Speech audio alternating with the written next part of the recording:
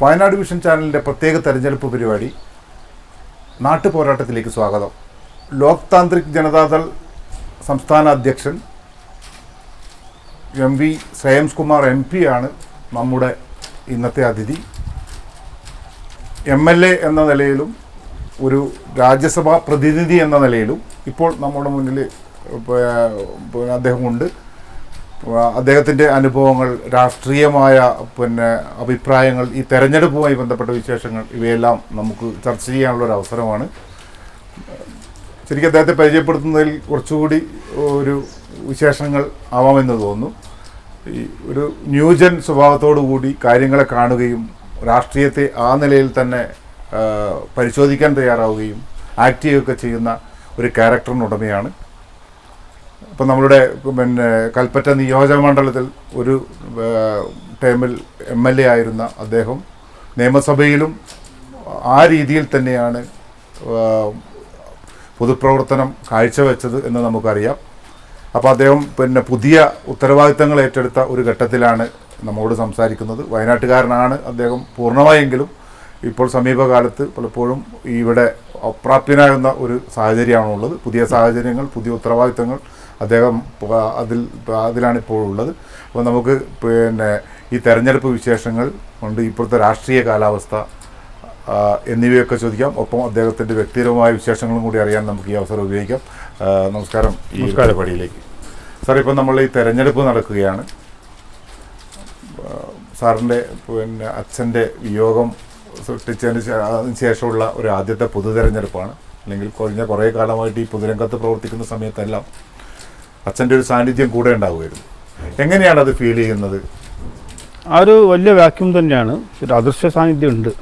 കാരണം അദ്ദേഹത്തിൻ്റെ ചിന്തകളും അദ്ദേഹം ഞങ്ങളെ വളർത്തിയ രീതികളെല്ലാം തന്നെ ഞങ്ങളുടെ രാഷ്ട്രീയ കാഴ്ചപ്പാടും ജീവിതത്തിലെ കാഴ്ചപ്പാടിലും വളരെ സ്വാധീനിച്ചിട്ടുണ്ട്.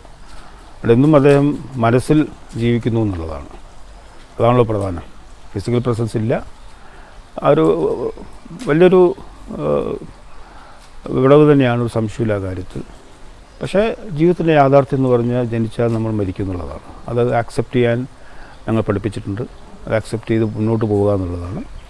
അപ്പം അദ്ദേഹം പറഞ്ഞു തന്ന അല്ലെങ്കിൽ കാണിച്ചു തന്ന നല്ല വഴികളിലൂടെ സഞ്ചരിക്കുക. അതോടൊപ്പം തന്നെ എനിക്ക് എൻ്റേതായിട്ടുള്ള സ്വഭാവങ്ങളും എൻ്റേതായിട്ടുള്ള രീതികളുമുണ്ട്. അത് പിന്തുടർന്ന് പോവുക എന്നുള്ളതാണ് ഞാൻ ചെയ്യുന്നത്. ഇപ്പം നമ്മൾ ഈ തെരഞ്ഞെടുപ്പ് വരികയാണ്. തെരഞ്ഞെടുപ്പ് എന്ന് പറഞ്ഞിട്ടുണ്ടെങ്കിൽ ഇപ്പോൾ തദ്ദേശ സ്വയംഭരണ തെരഞ്ഞെടുപ്പ് ശരിക്കും ജനാധിപത്യത്തിൻ്റെ ഒരു ആഘോഷമാണ് തെരഞ്ഞെടുപ്പ് എന്ന് പറയുന്നത്. പ്രാദേശിക തെരഞ്ഞെടുപ്പുകൾ പ്രത്യേകിച്ച് പൊളിറ്റിക്കലി സെൻസിറ്റീവായിട്ടുള്ള കേരളം പോലുള്ള സംസ്ഥാനങ്ങളിൽ ഇപ്പം ജനതാദൾ എന്ന് പറയുന്ന ഈ ഒരു പ്രസ്ഥാനത്തിൻ്റെ അതിൻ്റെ ഒരു ഏറ്റവും പ്രധാനപ്പെട്ട ഒരു പൊസിഷനിൽ ഇരിക്കുന്നതാണ്. എന്താണ് ഈ ഒരു ഇലക്ഷനിൽ നമുക്ക് പ്രധാനമായി ഈ ജനങ്ങളുടെ മുന്നിൽ വെക്കുക? കഴിഞ്ഞ 4.5 വർഷത്തെ സംസ്ഥാന സർക്കാരിൻ്റെ പ്രവർത്തനവും അതുപോലെ തന്നെ ത്രിതല പഞ്ചായത്തിൽ ഇടതുപക്ഷം ഭരിച്ച സ്ഥലങ്ങളുണ്ടായിട്ടുള്ള നേട്ടങ്ങളും തന്നെയാണ്. ഇത്രയധികം ഡെവലപ്മെൻറ്റും ഇത്രയധികം സാമൂഹ്യ മേഖലകളിലുള്ള ഇടപെടലും മുമ്പൊരിക്കലും ഉണ്ടായിട്ടില്ല. സാധാരണക്കാരുടെ കാര്യം മുതൽ വലിയ വലിയ വികസന പ്രവർത്തനങ്ങളടക്കം ജനങ്ങളുടെ മുമ്പിൽ കാഴ്ചവെച്ച് ആത്മവിശ്വാസത്തോട് തിരഞ്ഞെടുപ്പ് നേടാൻ പറ്റുന്നൊരു സാഹചര്യമാണ് അതിന് മുന്നിലേക്കുള്ളത്.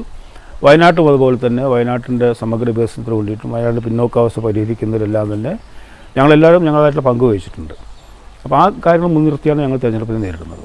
ഇപ്പം ജനതാദൾ എന്നുള്ള പാർട്ടിക്ക് കൂടുതൽ പ്രസക്തമാവുന്ന ഒരു കാലം കൂടിയാണ് യഥാർത്ഥത്തിൽ ഇത്. കാരണം ദേശീയ തലത്തിൽ തന്നെ അതിൻ്റെ ഒരു അതായത് ഇപ്പോൾ ഭരിച്ചുകൊണ്ടിരിക്കുന്ന പാർട്ടിക്കെതിരായിട്ടുള്ളൊരു വലിയ ഐക്യനിര ഉയർന്നു വരണം എന്നുള്ള രീതിയിലുള്ള പല ചിന്തകളും പല ഭാഗത്തും ഉണ്ടായിട്ട് ആ ഒരു ദേശീയ രാഷ്ട്രീയത്തിൻ്റെ ചില ചിന്തകൾ നമ്മളെ ഈ ഒരു തെരഞ്ഞെടുപ്പിലും പ്രതിഫലിക്കില്ലേ? തദ്ദേശ തിരഞ്ഞെടുപ്പിൽ അതത്ര പ്രതിഫലിക്കില്ല. കാരണം അത് ലോക്കലായിട്ടുള്ള ഇഷ്യൂസാണ് അത് വരിക. പക്ഷേ ഒരു കാര്യം ഞാൻ പറയാം, സോഷ്യലിസ്റ്റുകളുടെ ഒരു പ്രസക്തിയെക്കുറിച്ച് ഞാൻ പറയാം. ഞാൻ കഴിഞ്ഞ തവണ നമ്മളുടെ വോട്ടിങ്ങിന് ശേഷം 2019 ഞാൻ UP, ബീഹാർ സംസ്ഥാന തിരഞ്ഞെടുപ്പൊന്നും എങ്ങനെയാണെന്ന് വീക്ഷിക്കാൻ വേണ്ടി സഞ്ചരിക്കുകയുണ്ടായി. പല സ്ഥലങ്ങളിലും ഞാൻ കണ്ടു രാജ്നാഥ് സിംഗിൻ്റെ ഒരു സ്വീകരണ യോഗത്തിലടക്കം അദ്ദേഹത്തിൻ്റെ ബാക്ക്ഗ്രൗണ്ടിൽ വെച്ചിട്ടുള്ള ഫോട്ടോഗ്രാഫ് എന്ന് പറയുന്നത് ജയപ്രകാശിൻ്റെയും ലോഹ്യയുടെയും അതുപോലെ അംബേദ്കറിൽ വെക്കുന്നതാണ്. അപ്പം ആ പ്രദേശങ്ങളെല്ലാം തന്നെ ഇപ്പോഴും ശക്തമായ വേരോട്ടം സോഷ്യലിസ്റ്റുകൾക്ക് ഉണ്ട്. പക്ഷേ വിഘടിതമായി നിൽക്കുന്നതുകൊണ്ട് തന്നെ ജനങ്ങളുടെ വിശ്വാസം ആർജിക്കാൻ കഴിഞ്ഞ കുറച്ച് വർഷമായി സാധിച്ചിട്ടില്ല. അതിലൊരു മാറ്റം വരുന്ന കാര്യത്തിൽ എനിക്കൊരു സംശയമില്ല. ഇപ്പോൾ ബീഹാറിലെ തെരഞ്ഞെടുപ്പ് നടന്നു, അത് യഥാർത്ഥത്തിൽ അത് അങ്ങനെ തന്നെയല്ലേ സംഭവിച്ചിരിക്കുന്നത്? ബീഹാറിൽ പറഞ്ഞല്ലോ, കോൺഗ്രസ് തന്നെ സംബന്ധിച്ച് അവരുടെ ഒരു പരാജയം കൂടിയാണ്. കാരണം RJD അവിടെ ഏറ്റവും വലിയ കക്ഷിയായി മുന്നോട്ട് വന്നു, ഇഞ്ചോടിഞ്ചുള്ള പോരാട്ടമായിരുന്നു. കോൺഗ്രസിൻ്റെ പ്രകടനം കുറച്ചുകൂടി മെച്ചമായിരുന്നുവെങ്കിൽ ബീഹാറിൽ ഒരു വമ്പിച്ച വിജയം തന്നെ BJP ഇതര കക്ഷികൾക്ക് നേടാമായിരുന്നു. 50 സീറ്റുകൾ മത്സരിച്ച് കേവലം 19 സ്ഥലത്താണ് കോൺഗ്രസ് ജയിച്ചത്. അതാണ് അവിടെ ഉണ്ടായ പ്രധാനപ്പെട്ട വീക്ക്നെസ് എന്ന് പറയുന്നത്. അവിടെ കോൺഗ്രസിൻ്റെ അവിടെ അടിത്തട്ടിലുള്ള പ്രവർത്തനത്തെ അത് ബാധിച്ചു. മാത്രമല്ല കോൺഗ്രസിൻ്റെ ബേസ് ദൗർഭാഗ്യവശാൽ ആ സ്ഥലങ്ങളെല്ലാം തന്നെ നഷ്ടപ്പെട്ടുകൊണ്ടിരിക്കുകയാണ്. Leadership crisis കോൺഗ്രസ്സിലുണ്ട്. അതിൻ്റെ കൂടി പ്രതിഫലനമാണ് നമ്മൾ ബീഹാറിൽ കണ്ടത്. ഈ BJPക്കെതിരായി അങ്ങനെ ഒരു അഖിലേന്ത്യാ തലത്തിൽ ഒരു ഐക്യനിര ഉയർന്നു വരാൻ സാധ്യതയുണ്ടോ? ഒരു വാക്യൂം അധികം കാലം നിലനിൽക്കുകയാണ്. എന്തായാലും ഇതിനെതിരെ ഒരു മൂവ്മെൻറ്റ് ശക്തമായിട്ട് വരിക, ഏത് രീതിയിലാണ് വരിക എന്നുള്ളത് നമുക്ക് പറയാൻ സാധിക്കില്ല. പക്ഷെ ഞാൻ പറഞ്ഞ അധികം കാലം ഒരു വാക്യൂം ഉണ്ടാവില്ല. ആ സ്പേസ് ആരും ഓക്യുപ്പൈ ചെയ്യും, അത് സംശയത്തിനെക്കുറിച്ച് എനിക്കില്ല. കാരണം ഒരു ഏകാധിപത്യ പ്രവണതയോട് ഭരിക്കുന്ന ഒരു കേന്ദ്ര സർക്കാർ ഇപ്പോൾ കഴിഞ്ഞ 7 വർഷമായി, അതിനെതിരെയുള്ള പോരാട്ടം ജനങ്ങളുടെ മനസ്സിലുണ്ട്. പക്ഷെ അതിനെ ഏകോപിപ്പിച്ചു കൊണ്ടുപോയി അതിലൊരു നേതൃത്വം കൊടുക്കാനുള്ളൊരു നേതൃത്വം ഇല്ലാത്തതാണ് ഇപ്പോഴത്തെ പ്രശ്നം. അത് ഉയർന്നു വരുന്ന കാര്യത്തിൽ വെച്ച് എനിക്കാരും സംശയമില്ല. കോൺഗ്രസിൻ്റെ തകർച്ചയല്ലേ യഥാർത്ഥത്തിൽ അതിൻ്റെ ഏറ്റവും പ്രധാനപ്പെട്ട ഒരു കാരണമാണ്. കോൺഗ്രസിൻ്റെ പ്രശ്നം എന്ന് വെച്ച് കഴിഞ്ഞാൽ ഇപ്പോൾ കേരളത്തിലാണെങ്കിൽ പോലും അവർക്ക് പണ്ട് സംസ്ഥാന തലങ്ങളിൽ ശക്തരായ നേതാക്കളുണ്ടായിരുന്നു. ഇന്നതില്ലാതെ പോയി. ഒരു സംസ്ഥാനത്തും അങ്ങനെ 2-3 സംസ്ഥാനത്ത് ഒഴിച്ചു കഴിഞ്ഞാൽ ശക്തരായ നേതാവുണ്ടെന്ന് പറയാൻ സാധിക്കില്ല. ബീഹാറിലാരെ കോൺഗ്രസ് നേതാവ് നമുക്ക് ആർക്കും അറിയില്ല. പണ്ടങ്ങനെയല്ലല്ലോ.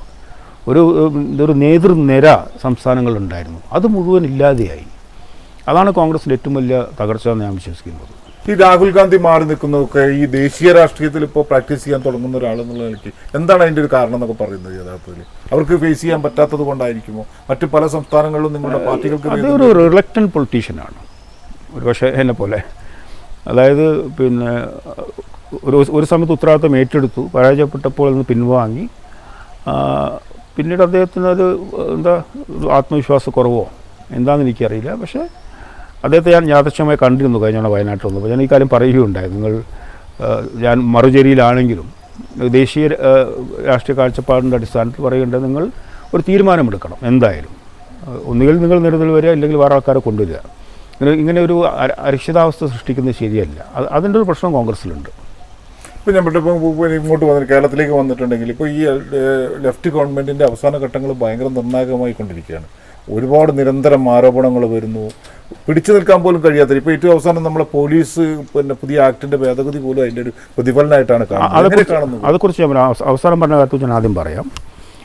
ആ ഭേദഗതിയോട് ഉദ്ദേശിച്ചത് ഈ സാമൂഹ്യ മാധ്യമങ്ങൾ ക്രിയാത്മകമായി ഉപയോഗിക്കുന്നതിന് പകരമായിട്ട് വളരെ അബ്യൂസീവായി, അതായത് ഒരാളെ തകർക്കാനും അബ്യൂസ് ചെയ്യാനും, ചൈൽഡ് ഹരാസ്മെൻറ്റ്, വുമൻ ഹരാസ്മെൻറ്റ്, വ്യക്തിപരമായ ആൾക്കാരെ തേജോവധം ചെയ്യുക, വ്യാജ വാർത്തകൾ പ്രചരിപ്പിക്കുക, അത് തടയാനായിരുന്നു ഇതിൻ്റെ ഉദ്ദേശം എന്നുള്ളത്.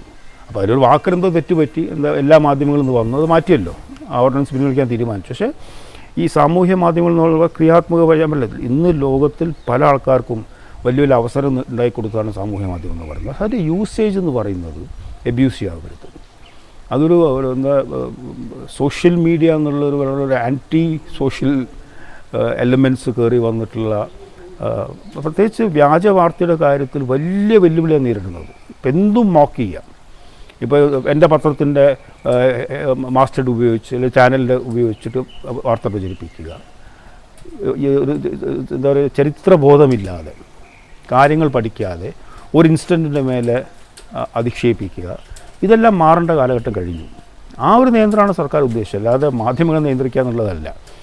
താങ്കൾ പറഞ്ഞത് ഇത് ആരോപണങ്ങളാണ്. ഞാൻ ചോദിക്കുന്നത്, ഇപ്പം ഒന്ന് ലൈഫ് മിഷനാണ്, എത്ര ലക്ഷം ആൾക്കാർക്കാണ് അതിൻ്റെ ഗുണം കിട്ടിയിട്ടുള്ളത്? ഈ ഒരു ആരോപണങ്ങൾ ആകെ ഉണ്ടായിട്ടുള്ള എന്താ? വടക്കാഞ്ചേരി പദ്ധതി മുടങ്ങി, അത് ഗവൺമെൻറ് എന്താ നേരിട്ട് ഇൻവോൾവ്മെൻ്റ് ഉള്ളത്? വേറൊരാൾ പണം നൽകുന്നു, അവരെന്നെ കരാർ ഏൽപ്പിക്കുന്നു, അതിൽ ചില ഉദ്യോഗസ്ഥന്മാർ കൈക്കൂലി വാങ്ങി, അത് ഗവൺമെൻറ്റായിട്ട് ബന്ധമില്ല. അതുപോലെ കെ ഫോൺ ആവട്ടെ, ഇ മൊബിലിറ്റി ആവട്ടെ, കിഫ്ബി, ഇതെല്ലാം തന്നെ ഇത് നിങ്ങൾ മനസ്സിലാക്കേണ്ട ഒരു പാറ്റേൺ ഉണ്ട്. അതായത് BJP സർക്കാർ എന്നും ചെയ്യുന്നത് അവർക്ക് ഹിതകരമല്ലാത്ത ആൾക്കാരെ, രാഷ്ട്രീയ പാർട്ടികളെ, സ്ഥാപനങ്ങളെ തകർക്കാൻ വേണ്ടി എൻഫോഴ്സ്മെൻറ്റ് ഡയറക്ടറേറ്റ്, അതുപോലെ തന്നെ CBI മുതലായ സ്വതന്ത്ര നിലവാരമുണ്ടായിരുന്ന ഏജൻസികൾ ഉപയോഗിച്ചുകൊണ്ട് ഇന്ത്യയിലുടനീളം ഈ പ്രവർത്തനം നടത്തിക്കൊണ്ടിരിക്കുകയാണ്. ഇതിൻ്റെ ഒരു കാതലില്ല ഇതിനൊന്നും. ജസ്റ്റ് പുകവറ സൃഷ്ടിക്കുക, അതിലൂടെ ഇലക്ഷൻ വരെ നീട്ടിക്കൊണ്ടുപോവുക ഒരു കൺക്ലൂഷനിലെത്തുന്നു. എത്ര മാസങ്ങളായി ഈ ഒരു ആരോപണം സ്വർണ്ണക്കടത്ത് വന്നപ്പോൾ ഏത് ഏജൻസി ഒന്ന് അന്വേഷിക്കട്ടെ ആരാ പറഞ്ഞത്? കേരളത്തിലെ ഗവർണർ മുഖ്യമന്ത്രിയല്ലേ. അദ്ദേഹം പറയാൻ എന്താ കാരണം? കോൺഫിഡൻസ് കൊണ്ടാണ്, തെറ്റ് ചെയ്തിട്ടാണെന്ന ആത്മവിശ്വാസം കൊണ്ടാണ്. അത് ചെയ്തു എന്ന് വരുത്തി തീർക്കാൻ വേണ്ടി ഒരു ദിവസം BJPയുടെ സംസ്ഥാന അധ്യക്ഷരൊന്ന് പറയുന്നു, അടുത്ത ദിവസം അതിനെ ED ചെയ്യുന്നു. ഇന്നാൾ പ്രതിയാവെന്ന് പറയുന്നു, ഇന്നാൾ ചോദ്യം ചെയ്യുന്നു പറയുന്നു, അവർ തന്നെ വരുന്നു. ഇത് സിസ്റ്റമാറ്റിക്കായിട്ട് നിങ്ങൾ വിശ്വസിക്കില്ല, എല്ലാ മേഖലകളിലും ഇതിൻ്റേതായിട്ടുള്ള അവരുടെ ഒരു പ്രത്യാക്രമണം, ഈ തരത്തിലുള്ള ദുരുപയോഗം ED പോലുള്ള സംവിധാനം ഉപയോഗിച്ചുകൊണ്ട് എതിർക്കുന്നവരെ വരുതിക്ക് വരുത്തുക എന്നുള്ളത് കേന്ദ്ര സർക്കാർ കഴിഞ്ഞ കുറച്ച് കാലമായി തുടരുന്ന നയമാണ്. ഇപ്പോൾ വെസ്റ്റ് ബംഗാളിൽ തന്നെ ശാരദാ ചിറ്റ് ഫണ്ടിലെ ഏറ്റവും വലിയ അതിൻ്റെ ആരോപണം നേരിട്ട സുഗതറായില്ല, അതിൻ്റെ പേര് അതിപ്പോൾ ഏത് പാർട്ടിയിലാണ്? BJPയിലാണ്. ഞങ്ങളുടെ വ്യക്തികളെ, സ്ഥാപനങ്ങളെ, രാഷ്ട്രീയ പാർട്ടികളെ വരുതിക്ക് നിർത്താൻ വേണ്ടി, ഇല്ലെങ്കിൽ ചൊൽപ്പടിക്ക് നിർത്താൻ വേണ്ടി ഈ സംവിധാനം ദുരുപയോഗം ചെയ്യുന്നവരോ നടന്നുകൊണ്ടിരിക്കുന്നത്. അതിനുള്ള ഫൈറ്റാണിത്. സാർ, അങ്ങനെ പറയുമ്പോൾ തന്നെ നമുക്ക് ഇതിന് മറുത്ത് പറയാവുന്ന ഒരു സാധനമുണ്ട്. ഇപ്പോൾ കേരളത്തിലും ഇത് എല്ലാ ഭരണകൂടങ്ങളും ചെയ്തുകൊണ്ടിരിക്കുന്ന കാര്യമല്ലേ. കാരണം അവരുടെ നിയന്ത്രണത്തിലുള്ള അന്വേഷണ ഏജൻസികൾ, ഇപ്പോൾ നമ്മുടെ കേരളത്തിൽ തന്നെ ഇപ്പോൾ മുസ്ലിം ലീഗ് MLAക്കെതിരെ നടപടിയെടുക്കുന്നതും KM ഷാജിക്കെതിരെ അന്വേഷണം നടക്കുന്നതും എല്ലാം ഇങ്ങനെയാണെന്നാണ് അവർ പ്രചരിപ്പിക്കുന്നത്. അത് വ്യത്യാസമുണ്ട്. KM ഷാജിക്ക് ആരോപണം എന്താ? വരവിൽ കവിഞ്ഞ സ്വത്ത് എന്നുള്ളതാണ് അല്ലേ. അതിനെന്താ തെളിവ്? അദ്ദേഹത്തിൻ്റെ വരുമാനം അദ്ദേഹം ഇലക്ഷൻ മത്സരിക്കുമ്പോൾ കൊടുത്തിട്ടുണ്ട്. എല്ലാ വർഷവും ഗവർണർ കൊടുക്കണം. അതിനേക്കാൾ ഉപരിയായിട്ട് എങ്ങനെയാണ് ചെലവഴിച്ച് വീട് നിർമ്മിക്കുക? അദ്ദേഹത്തിൻ്റെ ആരോപണം മുസ്ലിം ലീഗ് തന്നെയല്ലേ. സ്കൂളിൻ്റെ നിയമത്തിനുള്ളിൽ കോഴ വാങ്ങി ആരോപിച്ചത് ഇടതുപക്ഷമല്ലല്ലോ, മുസ്ലിം ലീഗല്ലേ. കമറുദ്ദീൻ്റെ സ്ഥിതി എന്താ?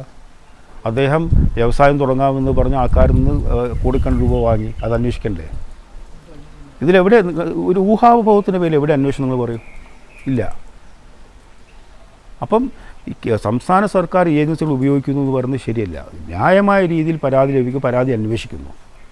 മറ്റേതല്ലേ സ്വർണ്ണക്കടത്ത് തുടങ്ങിയപ്പോൾ എവിടെയൊക്കെ എത്തി, ഏതെല്ലാം തലങ്ങളിലേക്ക് പോയി. അപ്പോൾ ഇതിന് ഒറ്റ ഒരു ലക്ഷ്യമുള്ളൂ, മുഖ്യമന്ത്രിയിൽ എത്തിക്കുക എന്നുള്ളതാണ് ലക്ഷ്യം. സാർ, അവിടെ ഒരു വലിയ പ്രധാനപ്പെട്ട പ്രശ്നമില്ലേ. കാരണം ഇതിലിപ്പം ലൈഫ് മിഷൻ പദ്ധതിയെക്കുറിച്ചുള്ളതല്ല, വടക്കാഞ്ചേരി ഫ്ലാറ്റിനെ കുറിച്ചുള്ള അന്വേഷണമാണ് നടക്കുന്നത്. അപ്പോൾ അവിടെ അവരുടെ രേഖകൾ ആവശ്യപ്പെടുക എന്ന് പറഞ്ഞാൽ സ്വാഭാവികമായിട്ടുള്ളൊരു പ്രോസസ്സ് അല്ലേ അത്? ഞാൻ ചോദിക്കുന്നത്, ഇപ്പോൾ വയനാട്ടിൽ പ്രളയം ഉണ്ടായപ്പോൾ പുത്തുമല അവിടെ ഭൂമി മേടിച്ചെടുക്കാമെന്ന് മാതൃഭൂമി പറഞ്ഞു. ഞങ്ങളുടെ എന്താ പറയുക, നമ്മളുമായി ബന്ധപ്പെട്ട ആൾക്കാരുമായി സംസാരിച്ച് പണം ശേഖരിച്ച് ആ ഭൂമി വാങ്ങി നൽകി. അത് ഞങ്ങളാണ് ഭൂമി വാങ്ങി നൽകുന്നത്, ഞങ്ങളാണ് അതിൻ്റെ പണം ചെലവഴിക്കുന്നത്. അതിലെന്താ ഗവൺമെൻറ്റിൻ്റെ പങ്കുള്ളത്? അതുപോലെ ലൈഫ് മിഷനിൽ നടന്നിട്ടുള്ളത്. അതായത് ഗവൺമെൻറ് നേരിട്ട് അതിൽ ഇടപാടില്ല. ഇപ്പം ഞാനൊരാളിൽ നിന്ന് സ്ഥലം വാങ്ങി, അയാൾ വേറെ ആൾക്ക് കമ്മീഷൻ കൊടുത്തിട്ടുണ്ടെങ്കിൽ അതിനെങ്ങനെ ഗവൺമെൻറ്റിന് കുറ്റം പറയാൻ സാധിക്കുക? പക്ഷേ ഈ വിദേശ നാണ്യവുമായിട്ട് ബന്ധപ്പെട്ടുള്ള നിയമങ്ങൾ നിങ്ങൾ മസാല ബോണ്ടിൻ്റെ കുറ്റങ്ങൾ പറയാം. മസാല ബോണ്ടിൻ്റെ പ്രത്യേകത എന്താ? നിങ്ങൾ മനസ്സിലാക്കേണ്ടത്, ഹിസ്റ്റോറിക്കലി നോക്കുകയാണെങ്കിൽ കറൻസി ഫ്ലക്ച്വേഷൻ എന്ന് പറയുന്നത്, പ്രത്യേകിച്ച് എഗൻസ്റ്റ് ഡോളർ ആൻഡ് യൂറോ, വളരെ വോളറ്റൈലാണ്. ഈ മസാല ബോണ്ട് എന്ന് പറയുന്നത് വെച്ച് കഴിഞ്ഞാൽ നമ്മൾ എത്ര രൂപ കടം വാങ്ങിയത് ഇന്ത്യൻ രൂപയിൽ തിരിച്ചു കൊടുത്താൽ മതി എന്നുള്ളതാണ്. മറ്റേതിപ്പം ഇത് ഡോളറിൻ്റെ കണക്കിലായിരുന്നു വാങ്ങിയിരുന്നുവെങ്കിൽ 5 വർഷം കഴിയുമ്പോൾ ഡോളറിൻ്റെ നിരക്ക്, ഒരു വിനിമയ നിരക്ക് ഒരു പക്ഷേ 10, 15, 20% കൂടും. ഹിസ്റ്റോറിക്കൽ പഠിച്ചുള്ളൂ. ഇപ്പോൾ 75 രൂപയാണ്. കഴിഞ്ഞ വർഷം എത്രയായിരുന്നു? 3 വർഷം മുമ്പ് എത്രയായിരുന്നു? അപ്പോൾ ആക്ച്വലി ഈ ഒരു ഫ്ലക്ച്വേഷനെ ഹെഡ്ജ് ചെയ്തിട്ടാണ് ഈ മസാല ബോണ്ട് കൊണ്ടുവന്നത്. അത് 9.5% പലിശ എന്ന് പറയുന്നത് അധികമല്ല. കാരണം അല്ലായിരുന്നുവെങ്കിൽ ഡോളറായിരുന്നു മേടിച്ചിരുന്നുവെങ്കിൽ ഒരു പക്ഷേ 5 കൊല്ലം കൊണ്ട് 20-25% കൂടുതൽ കൊടുക്കേണ്ടി വരുമായിരുന്നു. ഇതൊന്നും ആരും പഠിക്കുന്നില്ല. കാരണം വിവാദങ്ങളുടെ പുറകെ പോകുക എന്നുള്ളതാണ്. യഥാർത്ഥത്തിൽ എന്താ സംഭവിക്കുന്നതിനെക്കുറിച്ച് ആരാ പഠിക്കുന്നത്? അപ്പോൾ നിങ്ങൾ സാമ്പത്തിക വിദഗ്ധനോട് ചോദിക്കും. നിങ്ങൾ RBI അല്ലേ പെർമിഷൻ കൊടുത്തത്? RBI എങ്ങനെ പെർമിഷൻ കൊടുക്കുക? അത് നിയമപ്രകാരമല്ല RBI പെർമിഷൻ കൊടുക്കുമല്ലോ. നിയമവ്യവസ്ഥയിൻ്റെ അതിൻ്റെ ഉള്ളിൽ നിന്ന് തന്നെയാണ് പെർമിഷൻ കൊടുത്തിട്ടുള്ളത്. ഞാൻ പറഞ്ഞ പോലെ ഉയർന്ന പലിശ എന്ന് പറയുന്നത് ജനങ്ങളെ പറ്റിക്കാൻ വേണ്ടി പറയുന്നതാണ്. കാരണം നമ്മൾ വാങ്ങിയ തുക എത്രയാണോ അതും പലിശ മാത്രമേ കൊടുക്കണ്ടൂ. മറ്റേ ഡോളറായിരുന്നെങ്കിൽ അന്ന് ഡോളർ വിനിമയ നിരക്ക് എത്രയാണോ അതിനനുസരിച്ച് നമ്മൾ കൊടുക്കേണ്ടി വരുമായിരുന്നു. അത് മനസ്സിലാക്കുന്നില്ല. അത് നിങ്ങൾ തന്നെ പഠിച്ചിട്ടുണ്ടോ എനിക്കറിയില്ല. സാർ, അപ്പോൾ ഞാൻ പറഞ്ഞെന്നുണ്ടെങ്കിൽ ഇതിൽ ഒരു സംശയകരമായ കാര്യം എന്ന് പറയുന്നത്, ഈ ആരോപണങ്ങൾ മുഴുവൻ മുഖ്യമന്ത്രിക്കെതിരെയാണ് വരുന്നത്. ഏറ്റവും അവസാനത്തെ ഒരു പോയിന്റ് അവിടെയാണ്. അതിന് ആളുകൾക്ക് അല്ലെങ്കിൽ പബ്ലിക്കിന് സംശയിക്കാവുന്ന പല കാര്യങ്ങളും ഇല്ല. എന്തുകൊണ്ടാണ് അങ്ങനെ? അദ്ദേഹം തെരഞ്ഞെടുത്ത IAS ഓഫീസേഴ്സ് ആണ് ഇതിലെ പ്രധാനപ്പെട്ട പ്രതികളായി കാണുന്നത്. ആ ഒരു ഉത്തരവാദിത്തത്തിൽ മാറി നിൽക്കാൻ പറ്റും. ഞാനൊരു സ്ഥാപനം ഭരിക്കുന്ന ആളാണ്. 3000 ജീവനക്കാരുണ്ട്. അതിൽ ഒരാൾ തെറ്റ് ചെയ്ത് കഴിഞ്ഞാൽ മുഴുവൻ ഉത്തരവാദിത്തം എനിക്ക് ഏറ്റെടുക്കാൻ സഹിക്കുമോ? ഗുഡ് ഫെയ്ത്ത്, അതായത് ചില വിശ്വാസത്തിൻ്റെ മേൽ ആൾക്കാർക്ക് ഉത്തരവാദിത്തം ഏൽപ്പിച്ചു കൊടുക്കും. അവർ തെറ്റ് ചെയ്യുന്നു കണ്ടാൽ പിന്നെ അവരെ മാറ്റുക. നടപടി എടുക്കാതെ വേറെ എന്താ ചെയ്യാൻ സാധിക്കുക? ഈ നിങ്ങൾ നേരത്തെ പറഞ്ഞതിൻ്റെ ആവശ്യം, അത് സംസ്ഥാനം ഭരിക്കുന്ന LDF ആണ്, LDFിൻ്റെ നേതാവായ മുഖ്യമന്ത്രിയാണ്, നല്ലപോലെ അദ്ദേഹം ഭരിക്കുന്നുണ്ട്. എന്തെല്ലാം ക്രൈസിസ് നേരിട്ടു. നിപ്പ വൈറസ് വന്നു, 2 പ്രളയം വന്നു, കോവിഡ് വന്നു, ഈ സാമ്പത്തിക ക്രൈസിസ് വന്നു. ഞാൻ ചോദിക്കട്ടെ, ഇന്ത്യയിൽ ഏതെങ്കിലും സംസ്ഥാനത്ത് ഫ്രീ ആയിട്ട് ചികിത്സ ഇവിടെ നൽകുന്നുണ്ടോ കോവിഡിന് വേണ്ടിയിട്ട്? നിങ്ങൾ ഡൽഹി ഒന്ന് പോയി നോക്കൂ, ലക്ഷക്കണക്കിന് രൂപ വരെ ചിലവഴിക്കേണ്ടി വരുന്നത്. ഇത് ഒരു പൈസ പോലും ചിലവില്ലാതെ ട്രീറ്റ് ചെയ്യുന്നു, അല്ലെങ്കിൽ നിയന്ത്രിക്കുന്നു. അപ്പോൾ അതിന് നേതൃത്വം കൊടുക്കുന്ന ആരാ? മുഖ്യമന്ത്രി. അപ്പോൾ അദ്ദേഹത്തെ അറ്റാക്കിയാണ്. എന്നെ അറ്റാക്ക് ചെയ്തിട്ട് കാര്യമില്ലല്ലോ. അപ്പോൾ ലക്ഷ്യം തന്നെയാണ് ജനങ്ങളുടെ ഇടയിൽ പുകമറ സൃഷ്ടിച്ചുകൊണ്ട് ഈ ഭരണത്തിൽ അപാകത ഉണ്ടെന്ന് വരുത്തി തീർക്കാൻ വേണ്ടിയിട്ടുള്ള ഗൂഢമായ ശ്രമത്തിൻ്റെ ഭാഗമാണ്. ഇതിൽ വസ്തുതകളൊന്നുമില്ല. ഇതിൽ ഗവൺമെൻറ് ഭയങ്കര പോസിറ്റീവായി തന്നെയാണോ പോകുന്നത്? പിന്നെ എന്താ അംശമുള്ളത്? ഏത് പദ്ധതി നിർത്തിവെച്ചിട്ടുള്ളത്? ആരോപണങ്ങളുടെ പേരിൽ പദ്ധതി നിർത്തിവെക്കാൻ തുടങ്ങിയാൽ പിന്നെ അതിനെ സമയം ഉണ്ടാവുള്ളൂ. ഞാൻ പറഞ്ഞില്ല, മനസ്സിൽ വിശ്വാസമുണ്ടെങ്കിൽ, ഞാൻ തെറ്റുകാരനായ ഉത്തമ ബോധ്യമുണ്ടെങ്കിൽ ആരെന്ത് പറഞ്ഞാലും പേടിക്കേണ്ടതോ അല്ല അതിന് ആ പറഞ്ഞതിൻ്റെ പേരിൽ പിന്തിരിഞ്ഞ് നിൽക്കേണ്ട ആവശ്യമില്ല. വളരെ ആത്മവിശ്വാസത്തിലാണ് മുന്നോട്ട് പോകുന്നത്. സാറേ, പക്ഷേ അവിടെയും വലിയ ചെറിയ പ്രശ്നങ്ങൾ ഉണ്ടാകുന്നതിനെങ്കിൽ ഇപ്പം പല മന്ത്രിമാരും ഇതിൻ്റെ ആരോപണ വിധേയരാകുന്നുണ്ട്. ഇപ്പോൾ ജലീലിൻ്റെ കാര്യത്തിലൊക്കെ, കെട്ടി ജലീലിൻ്റെ കാര്യത്തിലൊക്കെ ആ വിഷയം ഇല്ലേ? ഞാൻ പറയുന്ന മൊത്തത്തിലുള്ള പെർഫോമൻസിനെ കുറിച്ചിട്ടാണ്. ഇപ്പോൾ ജലീലിൻ്റെ വിഷയം എന്താ? ഇപ്പോൾ ഒന്ന് പറയുന്നത് കേൾക്കുന്നില്ലല്ലോ. ഇപ്പോൾ കുറേ കാലമായിട്ടൊന്നും കേൾക്കുന്നില്ലല്ലോ ജലീലിനെ കുറിച്ചിട്ട്. എന്താ ഇപ്പം ഒന്നും പറയാത്തത്? ഈ ചെറിയ കാര്യങ്ങൾ പിടിച്ചത് ഊതി ഉറപ്പിക്കുക എന്നുള്ളത് ചില രാഷ്ട്രീയ പാർട്ടികളുടെ ആവശ്യമാണ്. അതവർ ചെയ്യുന്നു. ഈ കോൺഗ്രസിലെ നേതാക്കൾക്കെതിരെ ഇപ്പോൾ അന്വേഷണം വന്നിരിക്കുന്നു. അതൊക്കെ യഥാർത്ഥത്തിൽ ഇങ്ങനെ ഒരു വൈരാഗ്യ ബുദ്ധി കൊണ്ട് അല്ലല്ലോ. എന്താ ആരോപണം? എന്താ? ബിജു രമേശ് പറയുന്നു ഞങ്ങൾ ഇവർക്ക് പൈസ കൊടുത്തു എന്നുള്ളത്. കൊടുക്കുന്നത് തെറ്റാണ്, വാങ്ങുന്നത് തെറ്റാണല്ലോ. അപ്പോൾ ഒരാൾ പറയുകയാണ് ഇന്നൊരു ബാർ കേസ് ഇവിടെ ഉണ്ടായിരുന്നു, നമുക്കറിയാമല്ലോ. ആ കേസിൻ്റെ അടിസ്ഥാനത്തിൽ ഇവർക്ക് പണം കൊടുത്തു എന്ന് പറഞ്ഞാൽ അന്വേഷിക്കണ്ടേ? നിങ്ങൾ പറയും അന്വേഷിക്കണോ വേണ്ടിയോ? ഒരു എന്താ പറയുക, ഒരു വ്യാജ പരാതിയല്ലല്ലോ, അദ്ദേഹം തന്നെ കൊടുത്ത പരാതിയല്ലേ, ഉന്നയിച്ച ആരോപണമല്ലേ. അപ്പോൾ ആരോപണം വരുമ്പോൾ പ്രതിപക്ഷമായതുകൊണ്ട് അത് അന്വേഷിക്കേണ്ടെന്നാണോ? നേരെ മറിച്ച് ഇല്ലാത്തൊരു കാര്യത്തെക്കുറിച്ച് അന്വേഷണം വെച്ച് നിങ്ങൾ പറഞ്ഞ് ഞാൻ ശരിവെക്കാം. ഇതല്ലല്ലോ, ഇത് കൃത്യമായ ആരോപണം ഉണ്ടല്ലോ. പണം കൊടുത്തു, ഇന്ന ആൾക്കാർക്ക് ഇത്ര രൂപ കൊടുത്തു എന്ന് അദ്ദേഹം പറഞ്ഞില്ലേ? അന്വേഷിക്കണ്ടേ? അല്ല, അതിനൊപ്പം തന്നെ അദ്ദേഹം പറഞ്ഞ പല കാര്യങ്ങളും ഉണ്ട്. എന്താ? മാണി സാറിനെ മുന്നണിയിൽ ഉൾപ്പെടുത്താൻ വേണ്ടി കാണിച്ചിട്ടുള്ള CM ഉൾപ്പെടെയുള്ള ആളുകൾ ചില നീക്കുപോക്കുകൾ ഉണ്ടാക്കിയെന്നും പറഞ്ഞിട്ടുണ്ട്. അതൊക്കെ അത് രാഷ്ട്രീയമാണ്. അല്ല സാർ, ഇപ്പം ഞാൻ പറഞ്ഞതല്ലേ, ഇത് ആരോപണം വേറെ. സ്വാഭാവികമായിട്ടും പൊളിറ്റിക്സിൽ ചില മാറ്റങ്ങളൊക്കെ അങ്ങോട്ടും ഇങ്ങോട്ടും വരും. അതിനുവേണ്ടി ശ്രമിക്കുന്ന എന്താ തെറ്റുള്ളത്? സാറേ, ഇപ്പോൾ ഈ രാഷ്ട്രീയ മാറ്റങ്ങളെക്കുറിച്ച് നമ്മൾ പറഞ്ഞു, നേരത്തെ സൂചിപ്പിച്ചത്. അപ്പം ശരിക്കും തന്നെങ്കിൽ ഇപ്പോൾ ഒരർത്ഥത്തിൽ ഈ പ്രാദേശിക തെരഞ്ഞെടുപ്പ് തന്നെ നമ്മൾ കുറച്ചുകൂടി ആളുകളെടുത്ത് നേരിട്ട് പോകുന്നതാണ്. അപ്പം കഴിഞ്ഞ തവണത്തെ പ്രാദേശിക തെരഞ്ഞെടുപ്പിൽ പിന്നെ സാറിൻ്റെ പാർട്ടി, സാർ അന്ന് ഉൾക്കൊണ്ടിരുന്ന പാർട്ടി പിന്നെ UDFൻ്റെ കൂടെയായിരുന്നു. ഈ ഒരു രാഷ്ട്രീയ മാറ്റം ഇങ്ങോട്ട് വരുമ്പോൾ ഒരു വലിയ പ്രയാസം ഉണ്ടാക്കുന്നില്ലേ? അങ്ങോട്ട് പോയപ്പോഴാണ് കൂടുതൽ പ്രയാസം ഉണ്ടായത്. കാരണം മൊത്തത്തിൽ നോക്കുകയാണെങ്കിൽ കേരളത്തിൽ മാന്യമായ പരിഗണന ഞങ്ങൾക്ക് നൽകിയിട്ടുണ്ട് ഇടതുപക്ഷ മുന്നണി. ഈ തെരഞ്ഞെടുപ്പ് നമ്മൾ വിട്ടുന്ന കാര്യമാണ്. നമ്മൾ മത്സരിച്ച സീറ്റല്ലല്ലോ കഴിഞ്ഞ തവണ. ഇപ്പം CPM ജയിച്ച സീറ്റുണ്ട്, മറ്റുള്ള ഘടകകക്ഷികൾ ജയിച്ച സീറ്റുണ്ട്. അപ്പോൾ ഒരു മാന്യമായ പരിഗണന തന്നിട്ടുണ്ട്. നമ്മളെന്നും ഇടതുപക്ഷത്തായിരുന്നു. ഒരു ചില കാരണങ്ങൾ കൊണ്ട് കുറച്ചു കാലം വിട്ടുനിന്നത് ഒഴിച്ചു കഴിഞ്ഞാൽ മാനസികമായിട്ടും പിന്നെ എന്താ പറയുക, ഐഡിയോളജിക്കലും നമ്മുടെ സ്റ്റാൻഡ് എന്താ എപ്പോഴും തന്നെയല്ലേ. അപ്പം അതിന് വലിയ പ്രയാസമൊന്നുമില്ല. അവിടെ ഉണ്ടായിരുന്ന കാലത്ത് ഈ ഒരു മാനസിക പ്രയാസം ഉണ്ടായിരുന്നു. വലിയ സ്നേഹമൊക്കെ ആയിരുന്നു, എല്ലാ നേതാക്കൾ വലിയ സ്നേഹമൊക്കെ ആയിരുന്നു, അതിലൊന്നും കുഴപ്പമൊന്നുമില്ല. ഈ പറഞ്ഞ പോലെ ഒരു സീറ്റും തരും, കൂടെ 2 റിബലിനും തരും. അല്ല, ഇപ്പോൾ ഈ പ്രാദേശിക തെരഞ്ഞെടുപ്പിൽ ഇപ്പോൾ ജനതാദളിൽ പിന്നെ വയനാട്ടിലൊക്കെ ഉൾപ്പെടെ തന്നെ ആളുകളൊക്കെ മാറിപ്പോവുകയൊക്കെയോ അല്ലെങ്കിൽ അവർക്ക് സ്ഥാനം കിട്ടാതിരിക്കുമ്പോൾ തെറ്റിപ്പോകുന്നു. ഇതൊരു വല്ലാത്ത സാധ്യത. ഇത് ശരിക്കും നമ്മുടെ ഡെമോക്രസിയുടെ ഒരു പ്രശ്നം തന്നെയല്ലേ? ആരാ പോയത്? അല്ല, പലയിടങ്ങളിലും ഈ ബേസിക്കലി മനസ്സിലാക്കേണ്ട യഥാർത്ഥ പിന്നെ സോഷ്യലിസ്റ്റുകാർ ഒരു സ്ഥാനവും ആഗ്രഹിച്ചിട്ടല്ല ഈ പാർട്ടിയിൽ നിൽക്കുന്നത്. പിന്നെ ചില ആൾക്കാർ വന്നും പോയിക്കൊണ്ടിരിക്കുക, അത് പിന്നെ സ്വാഭാവിക പരിണാമമാണല്ലോ, നമുക്കൊന്നും ചെയ്യാൻ പറ്റില്ല. അതുണ്ടാവും. പക്ഷേ ഇതിൽ നിൽക്കുന്നവർ അവരൊന്നും ആഗ്രഹിച്ചിട്ടല്ല. അവർക്കൊരു സ്ഥാനം നമ്മൾ കൊടുത്തു കഴിഞ്ഞാൽ അത് സന്തോഷത്തോടെ സ്വീകരിക്കുന്നില്ല. അതിനു വേണ്ടി ഫൈറ്റ് ചെയ്ത് എനിക്ക് ഈ സീറ്റ് കിട്ടിയില്ല ഞാൻ അങ്ങനെ ചെയ്യും ഇങ്ങനെ ചെയ്യുമെന്ന് പറയുന്നവരല്ല. ഒരു സംസ്ഥാന അധ്യക്ഷനായി ഏറ്റെടുത്തതിന് ശേഷം പുതിയ കാലങ്ങളൊക്കെ ആയിട്ടാണല്ലോ പുതിയ ആളുകളായിട്ട് സംസാരിക്കുന്നത്. അതിൽ കുറച്ചുകൂടി ഡെവലപ്പ് ചെയ്യാൻ പറ്റുന്നുണ്ടോ? അതായത് അച്ഛനൊക്കെ പ്രാക്ടീസ് ചെയ്തിരുന്നതിന് വ്യത്യസ്തമായി പുതിയ കാലത്തിന് അഡ്രസ്സ് ചെയ്യേണ്ടിയും കൂടി വരുന്നുണ്ടല്ലോ പുതിയ ആളുകളൊക്കെ. അതെങ്ങനെയാണ് ഈ മാറ്റം എന്ന് പറയുന്നതാണല്ലോ സ്ഥായിയായിട്ടെന്നുള്ളത്? സി ലൈക്ക് ചേഞ്ചസ് കോൺസ്റ്റൻറ്റ് അല്ലേ? സമൂഹം മാറുന്നു, തലമുറ മാറുന്നു, ചില മൂല്യങ്ങൾ നമ്മൾ ഉയർത്തിപ്പിടിക്കണം.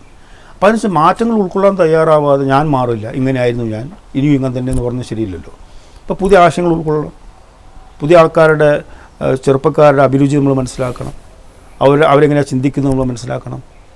നമ്മൾ ചിന്തിച്ച ആ രീതിയിലല്ല അവർ ചിന്തിക്കുന്നത്, അവരുടെ വാല്യൂ സിസ്റ്റം തന്നെ വേറെയാണ്. അത് മനസ്സിലാക്കാൻ നമുക്ക് സാധിക്കണം. ഇപ്പോൾ ഒരു സന്തോഷം തോന്നി തിരഞ്ഞെടുപ്പ് ധാരാളം ചെറുപ്പക്കാർ മത്സരിക്കുന്നു എന്നുള്ളതാണ്. ഒരു ഘട്ടത്തിൽ ചെറുപ്പക്കാരെ രാഷ്ട്രീയത്തിന് അകന്നു നിന്നിരുന്നു. അത് ഒരു പക്ഷേ രാഷ്ട്രീയക്കാരുണ്ടാക്കിയൊരു പ്രശ്നം തന്നെ ആയിരിക്കാം, അത് ഒരു ഇമേജിൻ്റെ ഇഷ്യൂ ആയിരിക്കാം. ഇപ്പോൾ അത് മാറി. ഇപ്പോൾ ചെറുപ്പക്കാർ സക്രിയമായ രാഷ്ട്രീയത്തിൽ ഇടപെടുന്നു, മത്സരിക്കുന്നു, അവർ രാഷ്ട്രീയ നിലപാടെടുക്കുന്നു, അവർക്ക് അവരായിട്ടുള്ള കൃത്യമായ ചിന്തകളുണ്ട്, ഐഡിയോളജി ഉണ്ട്, രീതികളുണ്ട്. ഇതൊന്നും മനസ്സിലാക്കാതെ ഞാനിങ്ങനെയായിരുന്നു, എൻ്റെ സമയത്ത് ഇങ്ങനെയായിരുന്നു എന്ന് പറഞ്ഞിട്ട് കാര്യമില്ല. അപ്പോൾ അവർ അഡ്രസ് ചെയ്യേണ്ട രീതി പറയുകയാണ്. ഇപ്പോൾ എൻവയറമെൻ്റൽ ഇഷ്യൂസ്, അതുപോലെ തന്നെ പിന്നെ സ്ത്രീകളോടുള്ള സമീപനം, കുട്ടികളോടുള്ള സമീപനം, സഹജീവികളുടെ സമീപനം, ഇതെല്ലാം മാറ്റം വന്നിട്ടുണ്ട്. അവർ വളരെ കോൺഷ്യസ് ആണ് ആ തലമുറ. അപ്പോൾ അവർ ഉദ്ദേശിക്കുന്ന കാര്യങ്ങൾ നമ്മൾ മനസ്സിലാക്കി അതനുസരിച്ച് നമ്മൾ ആ ഇഷ്യൂസ് ഏറ്റെടുത്തിട്ടില്ലെങ്കിൽ അവർ അകന്നു നിന്ന് പോകും. ഇപ്പം ഞങ്ങളുടെ സാറ് ഇപ്പം രാജ്യസഭയിൽ പോയി, നമ്മളെ നിയമസഭയിൽ തിരുവനന്തപുരത്തും പോകാൻ സാറ് എൻഗേജ് ചെയ്തിട്ടുണ്ട്. ഈ സ്ഥലത്ത് ടെക്നോളജി നമ്മളിപ്പോൾ പറഞ്ഞ ഈ പുതിയ ഇഷ്യൂസ് അല്ല, ഓൾറെഡി ഉള്ളതാണ്, പക്ഷേ കൂടുതൽ അവെയർ ആയിട്ടുള്ള ഒരു കാലത്താണ്. ഇതിന് താരതമ്യം ചെയ്യാൻ പറ്റും. അവിടെ ഈ ആളുകൾ ഉപയോഗിക്കുന്ന ടെക്നോളജി അല്ലെങ്കിൽ അവരുടെ ഒരു ഈ യുവാക്കളുടെ ഒരു പ്രാതിനിധ്യം, അവരുടെ ഞാൻ ഒരു സെഷനിലേ പങ്കെടുത്തിട്ടുള്ളൂ. ഇപ്പോൾ നിയമസഭയിൽ കുറേ കൂടി അഡ്വാൻസ്ഡ് ആണല്ലോ. അവിടെ ഇപ്പം പേപ്പർലെസ് അല്ലേ, എല്ലാവരുടെ സ്ക്രീനിൽ തെളിയല്ലേ, ക്വസ്റ്റ്യൻസ് ആണെങ്കിലും എല്ലാം ഡിജിറ്റലായിട്ടാണല്ലോ പോകുന്നത്. രാജ്യസഭയിൽ അങ്ങനെയല്ല. അവിടെ കുറേയും കൂടി, അതുമാത്രമല്ല കേരള നിയമസഭയുടെ പ്രവർത്തനം എന്ന് പറഞ്ഞാൽ കുറേയും കൂടി ചിട്ടയുണ്ട്. അപ്പോൾ ഒരു ചോദ്യത്തിന് മറുപടി അപ്പം തന്നെ കിട്ടും. മറ്റൊക്കെ മറുപടി കുറേ കാലം കഴിഞ്ഞിട്ടൊക്കെ കിട്ടുള്ളൂ. രണ്ട് രീതിയിലാണ് പ്രവർത്തിക്കുന്നത്. ഈ ടെക്നോളജി ഉപയോഗിക്കുന്നതിലൊക്കെ ഈ ഇൻഡിവിജ്വൽ ആയിട്ടുള്ള അവരുടെ പെർഫോമൻസ് ഒക്കെ എങ്ങനെയാണ് സാർ? അല്ല, അതിപ്പം ഏകദേശം എല്ലാ ആൾക്കാരും, ഇപ്പം പ്രായമായ ആൾക്കാർ പോലും ഇത് ഉപയോഗിക്കുന്നില്ല. ഇപ്പം പ്രത്യേകിച്ച് ഇന്നത്തെ കാലത്ത് വീഡിയോ കോൺഫറൻസിങ് അതുപോലെ സംഗതിയെല്ലാം നടക്കില്ലല്ലോ. അപ്പോൾ ടെക്നോളജി നമ്മുടെ മുന്നോട്ട് പോകാനുള്ള ഒരു എന്താ പറയുക, ഒരു it aids you to move forward. Technology should not replace human being. Technology should enable us to function better in a better way. അത് നടക്കുന്നുണ്ട് തീർച്ചയായിട്ടും. സാറിനൊക്കെ ഐഡിയയുള്ള അല്ലെങ്കിൽ ഒരു ന്യൂജൻ ആറ്റിറ്റ്യൂഡുള്ള ആളുകൾ അവിടെ ഉണ്ടോ? ഉണ്ട്, സംശയം വേണ്ട. ഒരു പ്രൗഡ് തന്നെയാണ് യഥാർത്ഥത്തിൽ അത്. ഡെമോക്രസി ഈസ് ഓൾവേസ് ഇവോൾവ് ചെയ്തുകൊണ്ടിരിക്കുന്ന സംഭവമല്ലേ. ഈ രാജ്യസഭ എന്ന് പറയുന്ന ഹൗസ് ഓഫ് എൽഡേഴ്സ് എന്നാണ് പറയുക. അപ്പോൾ കണ്ടാൽ അങ്ങനെ തോന്നും. അപ്പോൾ മുടിയൊക്കെ നരച്ചുകൊണ്ടേ ഞാൻ പിന്നെ ഡയൊന്നും ചെയ്യാറില്ല.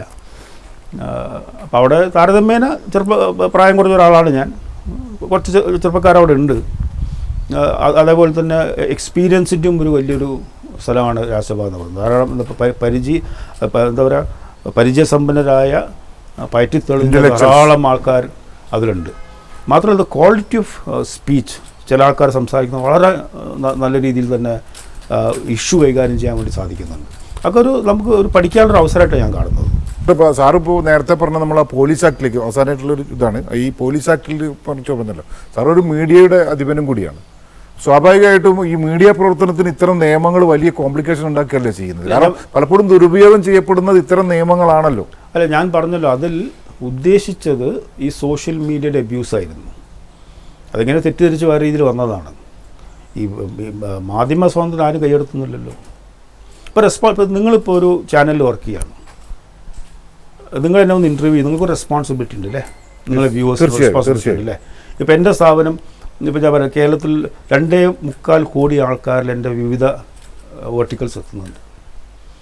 75% ആൾക്കാർ മാതൃഭൂമി ഒരു തരത്തിൽ വേറെ തരത്തിൽ സ്പർശിക്കുന്നത്. അപ്പോൾ ആ ഒരു ഉത്തരവാദിത്വം നമുക്കില്ല. അത് ക്യൂറേറ്റഡ് കണ്ടൻറ്റ് അല്ലേ, മിസ്റ്റേക്ക് വരെ അയക്കുക, തെറ്റൊക്കെ സംഭവിക്കുക, എന്നാലും അതിരുന്ന് പഠിച്ചിട്ടല്ലേ ചെയ്യുക. ഇതല്ലല്ലോ, എനിക്ക് തോന്നിയ മുഴുവൻ ഞാൻ എഴുതുകയാണ്, അത് യാഥാർത്ഥ്യമാണെന്ന് സ്ഥാപിക്കാൻ വേണ്ടി നോക്കുകയാണ്. അതിൻ്റെ പുറകെ കുറേ ആൾക്കാർ പോകുന്നു, വായനാശീലം കുറഞ്ഞു. ഈ വ്യക്തി സ്വാതന്ത്ര്യം എന്ന് പറയുന്ന ഒരു സാധനത്തിന് വലിയ പ്രാധാന്യം കിട്ടുന്നൊരു ലോകമാണ് ഇപ്പോൾ. ലിബറൽ, നമ്മൾ ടെക്നോളജി തന്നെ നമുക്ക് വലിയ ലിബറേഷൻ തന്നിട്ടുണ്ട്. അങ്ങനത്തെ ഒരു ഘട്ടത്തിൽ ഈ നിയന്ത്രണം എന്നൊക്കെ പറഞ്ഞാൽ പ്രായോഗികമാണ്. എന്താ വ്യക്തി സ്വാതന്ത്ര്യം? എനിക്ക് നിങ്ങൾ അബ്യൂസ് ചെയ്യാനാണ് വ്യക്തി സ്വാതന്ത്ര്യം എന്ന് പറയുന്നത്? അല്ല, അങ്ങനെയല്ല, സ്വാഭാവികമായിട്ടും മനുഷ്യരുടെ അത് മൗലികാവകാശം നമുക്ക് ഭരണഘടന തന്നിട്ടുണ്ടല്ലോ. പക്ഷെ അത് എങ്ങനെ നമ്മൾ ഉപയോഗിക്കുന്നു നോക്കണ്ടേ.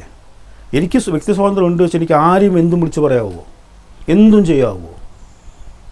രാംദാസിനെ പിടിച്ച് 4 തെറി വിളിക്കുക, അതൊക്കെയാണ് വ്യക്തി സ്വാതന്ത്ര്യം എന്ന് പറയുന്നത്. റെസ്പോൺസിബിലിറ്റി വേണ്ടേ? ആരാ വ്യക്തി സ്വാതന്ത്ര്യത്തോടെ എതിർക്കുന്നത്? റെസ്പോൺസിബിലിറ്റി എന്ന് പറഞ്ഞാൽ നമ്മളൊരു നിയന്ത്രണത്തിലൂടെ ഉണ്ടാക്കാൻ പറ്റുന്നതാണ്. അതില്ലെങ്കിൽ ഒരു പക്ഷേ ഇത് ഓരോ യുഗങ്ങളാണ്, ഇത് ടെക്നോളജി യുഗമാണ്, അത് മെച്ചുവേർഡായിട്ട് വരണം. അപ്പോൾ ചില സമയത്ത് ചില നിയന്ത്രണങ്ങൾ വേണ്ടി വരും ആ മെച്യൂരിറ്റിയിൽ കൊണ്ടുവരാൻ വേണ്ടിയിട്ട്. അത് സ്ഥായിയായിട്ടുള്ളതൊന്നുമല്ല. ഒരു പുതിയ ഓരോ ഏജസ് ഇല്ലേ, എന്താ പറയുക, ഇൻഡസ്ട്രിയൽ ഏജ്, സ്റ്റീൽ ഏജ്, അങ്ങനെ അതിൻ്റെയൊക്കെ ഒരു എബറേഷൻ ആ തുടക്കത്തിലുണ്ടാവും, ആ ഡിസ്ട്രപ്ഷൻ ഉണ്ടാവും. ആ ഡിസ്ട്രപ്ഷൻ അപ്പോൾ നടന്നുകൊണ്ടിരിക്കുന്നത്. അതിനെ എബ്യൂസ് ചെയ്ത് ഇപ്പോൾ ഞാൻ പറഞ്ഞപ്പം ഒരാളെ എന്താ പറയുക, ഒരു കാര്യവുമില്ലാതെ ഒരു വാസ്തവുമില്ലാതെ എബ്യൂസ് ചെയ്ത് അയാൾക്ക് എവിടെയാണ് പോയി നീതി കിട്ടുക? അതിൻ്റെയും സ്വാതന്ത്ര്യമല്ലേ? എന്നെ അനാവശ്യം അധിക്ഷേപിച്ച് കഴിഞ്ഞാൽ അതിനെതിരെ നിയമനമെടുക്കാൻ എനിക്ക് അവകാശമില്ലേ? ഇപ്പോഴത്തെ പ്രകാരം ഒന്നും ചെയ്യാൻ പറ്റില്ലല്ലോ. 3 കൊല്ലം മുമ്പ് മാതൃഭൂമി TV-ൻ്റെ ലോഗവും വെച്ച് MP വീരേന്ദ്രകുമാർ അന്തരിച്ചു പറഞ്ഞിട്ട് പ്രചരിപ്പിച്ചു. ഇത് ജീവിച്ചിരിക്കുന്ന ആളെ കുറിച്ചിട്ടാണ് ചെയ്യുന്നത്. അതാണ് വ്യക്തി സ്വാതന്ത്ര്യം എന്ന് പറയുന്നത് ഉദ്ദേശിക്കുന്നത്. സാറേ, ഈ തെരഞ്ഞെടുപ്പിൽ നല്ല വിജയം ഉണ്ടാവില്ലേ ഈ ലെഫ്റ്റ്? എനിക്കതൊരു സംശയമില്ല. കാരണം എന്താ വെച്ച് കഴിഞ്ഞാൽ ജനങ്ങൾ മുമ്പിൽ പറയാൻ എന്താ പറയുക, വളരെ അഭിമാനത്തോട് പറയേണ്ട പല നേട്ടങ്ങളുമുണ്ട്. ആ നേട്ടങ്ങൾ പറയാൻ വേണ്ടി സാധിക്കും. ഗൃഹസന്ദർശനത്തിലൂടെയും ഈ ഉണ്ടായ ധാരണയോ തെറ്റിദ്ധാരണയോ ഒക്കെ മാറ്റാൻ വേണ്ടി അവസരം കൂടിയാണ് ഞാൻ ഇതിനെ കാണുന്നത്. അതുകൊണ്ട് ഒരു തരത്തിലും ഒരു ആത്മവിശ്വാസ കുറവോടുകൂടിയല്ല ഞങ്ങൾ ഈ തെരഞ്ഞെടുപ്പ് നേരിടുന്നത്. വിത്ത് ഫുൾ കോൺഫിഡൻസ് ആണ്. ഓവർ കോൺഫിഡൻസ് അല്ല കേട്ടോ, ഫുൾ കോൺഫിഡൻസ്. നാട്ടുപോരാട്ടത്തിൻ്റെ ഈ എപ്പിസോഡ് ഇവിടെ അവസാനിക്കുകയാണ്. നന്ദി, നമസ്കാരം.